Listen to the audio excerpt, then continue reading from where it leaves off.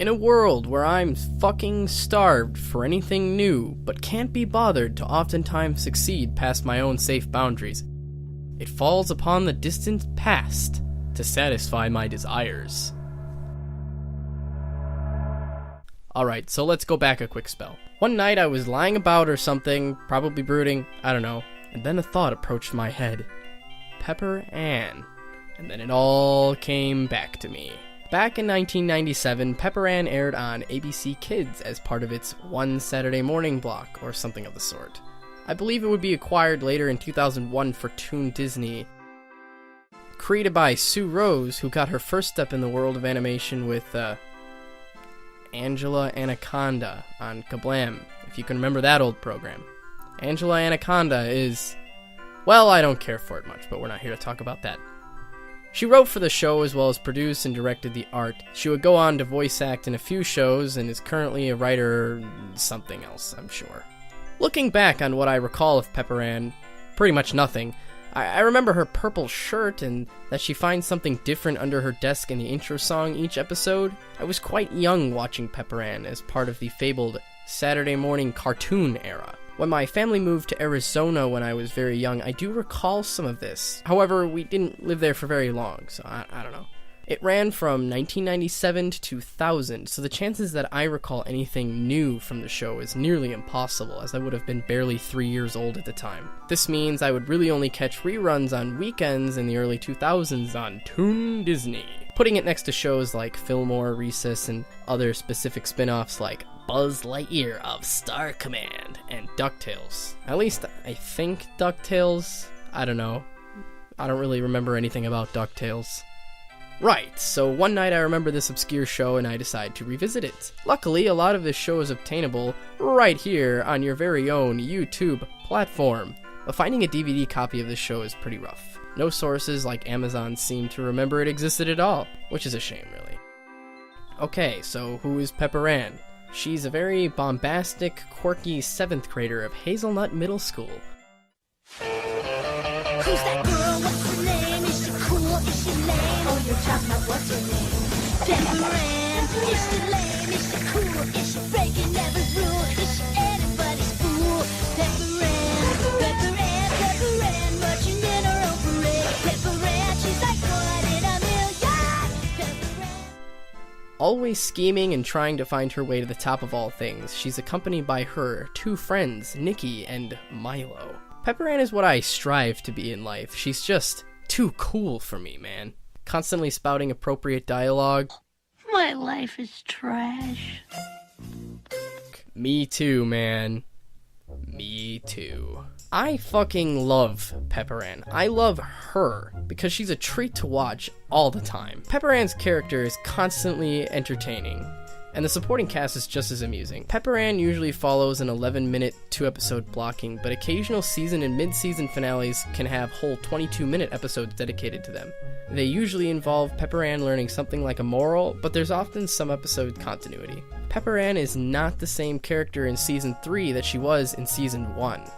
I actually wish that more time passed between the seasons because characters actually have some arcs throughout them. More or less, the entire series takes place within her whole 7th grade school year, and the finale actually takes place 15 years ahead of that. Throughout the series, we learn a lot about the town of Hazelnut and the people who inhabit it. We learn a lot about Pepper Ann's family history, which is really interesting. In the second episode of the show, Pepper Ann joins the school play to pine after the attractive older male lead, Craig. Craig usually says very little, but his single lines sends everyone around her and him in the room into a swoon because he's so cool. In the first season, this is pretty much Craig's whole role. Hey, Stark. Nice lead. It's pretty much just a gag. I mean, it's funny though. However, in the season 2 episode, An Otterbiography, Craig tells Pepper Ann that he actually enjoyed spending more time getting to know her and he hopes to see her more. This definitely does not reset at the start of the next episode. Their relationship, albeit very little, does slowly develop a bit more throughout the next few seasons. It's something I really adore, as it's frustrating to watch a character achieve something just for it to reset the next episode. I think a lot of status quo cartoons at the time had this about it, but whatever, I'm not really gonna list them here. Let's talk about some other characters real quick, shall we? We have Milo Kamalani.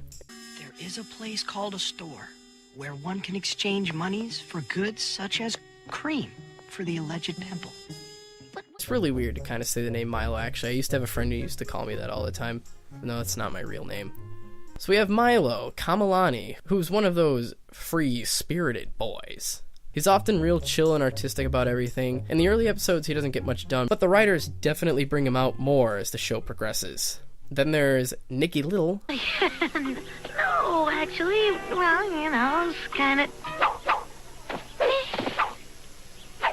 Tell me everything you know about support.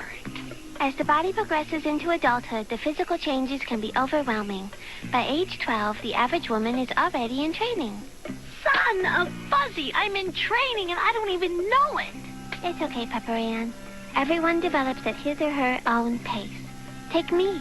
I've had support for 2.5 years. I don't even know you. You just need to find out the facts. We'll do it together. A quiet, well-behaved overachiever, she's often quite reserved but can snap, causing everyone around her to fear her.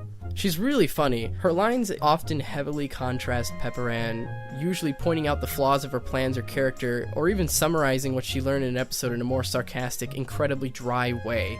PA, we had no idea how unstable you were. Not to mention how amazing it was that the object of your irrational jealousy actually turned out to be the locker thief. Well, I vow never to be jealous like that. It's very often her timing and delivery that's very witty. Who's laughing? What is so funny? I voted for Mark Hamill. What? What happened to our hard-earned democratic freedoms are not something to be mocked? I think I speak for everyone when I say that your negativity-ridden smear campaigns were demoralizing. I was fully utilizing my democratic freedoms by casting a protest vote against you two huppies! As usual, Miss Little has hit the proverbial nail on the head. You two should be ashamed of yourselves. Oh, I'm sorry I'm late. Did I win? Mark Hamill? Well, yes, you did.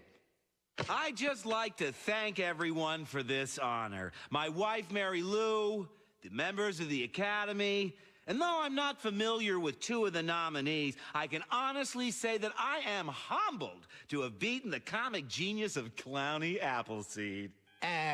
This isn't an award ceremony. It's not? It's a middle school class president election.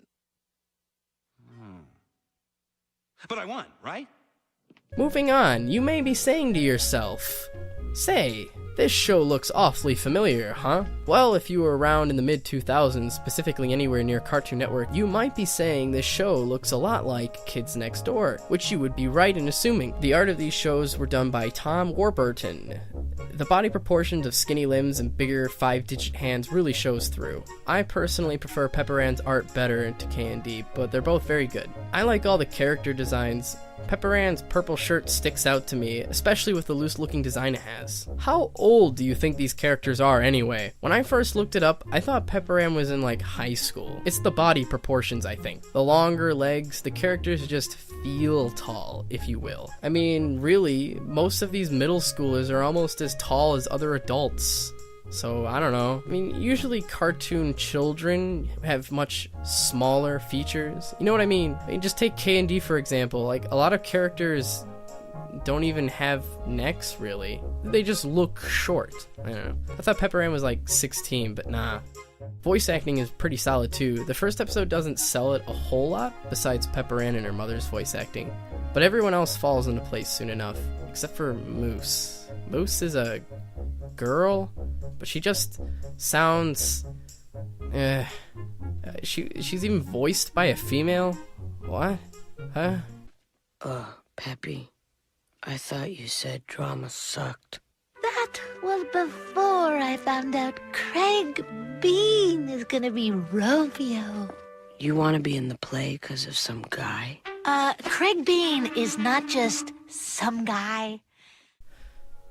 Well, who am I to judge? Pepper Ann just really encapsulates something to me. I never really was a part of much when I was in school. I was often limited by living outside of the town I went to school in. A medical condition I suffered from during high school stopped me from being able to drive for years. While I was certainly good friends with many people, of which I talk to none of anymore, I never had relaxing weekends messing around with good friends. I never had hangout spots or, plans. It's also fucking cold most of the year where I live, so, fuck me. Watching Pepper Ann really gives me that sort of feeling that I never got much of growing up. Hanging out with friends, meeting in usual spots, and generally just not worrying too much at the end of the day. I got so attached to these concepts that when it came time for the show to end, I found myself pretty frightened. I didn't actually want to lose these fictional characters I'd grown to like so much. I can always revisit, of course, but I'll never see a new gag about green sleeves or Pepper Ann's oversized shirt. I won't get any more stories about her interesting family history or more time to root for her budding relationships. The finale episode is written in a way that seems to be fully aware of my blues as well. Jumping way ahead into the future, we find Pepper Ann is a fledgling game developer, and she's off to her middle school reunion? Sure, I'll buy it. The episode jumps back to Pepper Ann on the last day of 7th grade, which completes her arc as a school year, while the episode completes the arc of the show. Like me, Pepper Ann has gone completely astray of her old friends. However, unlike me, Pepper Ann's friends actually went off to accomplish something in life, instead of becoming mostly stoners and drunks who try to leech off my personal relationships. Anyway, she does meet up with Milo and Nikki again, and we flash back to see the opposite happening. While here she's reuniting at the end of 7th grade, she's departing. She would rather hang out somewhere else than go to this end of the year meetup thing, I don't know.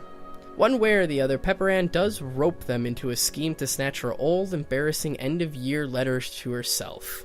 One last hurrah, it seems. Either way, everything wraps up, the storybook closes. One last time.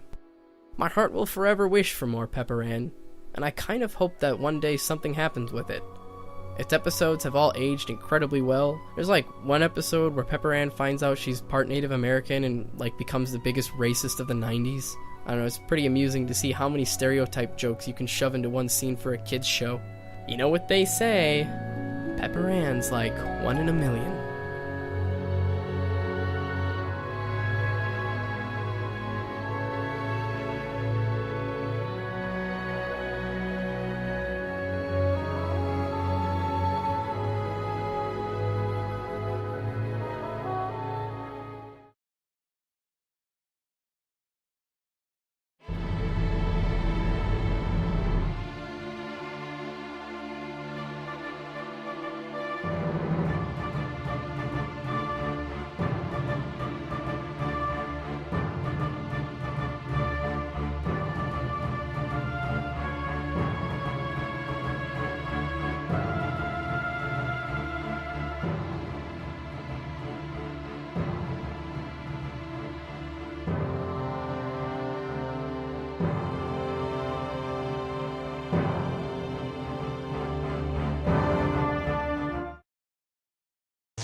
You know what they say, all toasters toast toast.